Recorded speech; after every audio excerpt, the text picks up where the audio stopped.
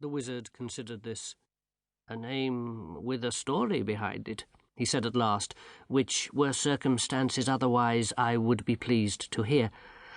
But I would like to speak to you, Smith, about your son." "Which one?"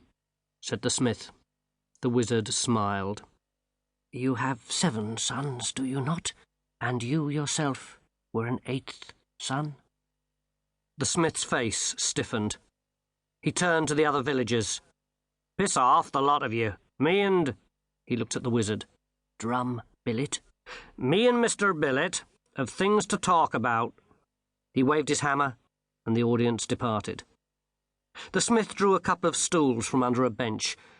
The 2 men sat, and the smith said, "I know what son you mean. Old Granny's up with my wife now. 8th son of an 8th son. Of course.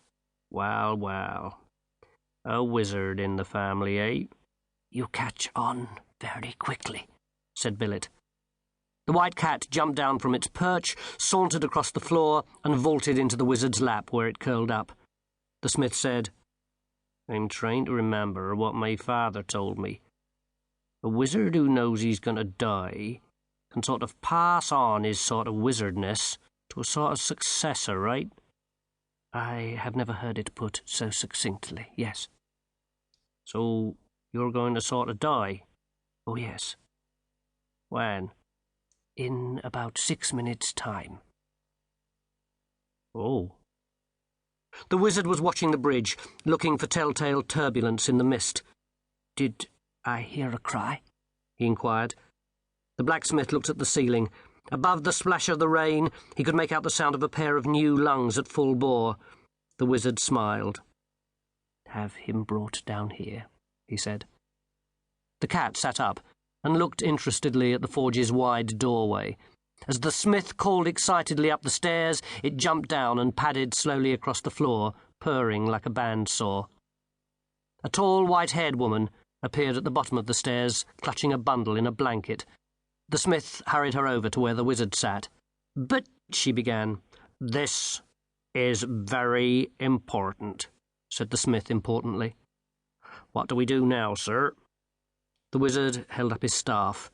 It was man-high and nearly as thick as his wrist, and covered with carvings that seemed to change as the smith looked at them, exactly as if they didn't want him to see what they were. "The child must hold it," said Drum Billet. The smith nodded and fumbled in the blanket until he located a tiny pink hand. He guided it gently to the wood. It gripped it tightly. "But," said the midwife, "it's all right, Granny. I know what I'm about. She's a witch, sir. Don't mind her." "Right," said the smith. "Now what?" The wizard was silent. "What do we do?"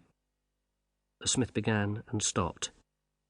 He leant down to look at the old wizard's face. Billet was smiling, but it was anyone's guess what the joke was. The smith pushed the baby back into the arms of the frantic midwife. Then, as respectfully as possible, he unpried the thin, pale fingers from the staff. It had a strange, greasy feel, like static electricity. The wood itself was almost black, but the carvings were slightly lighter and hurt the eyes if you tried to make out precisely what they were supposed to be.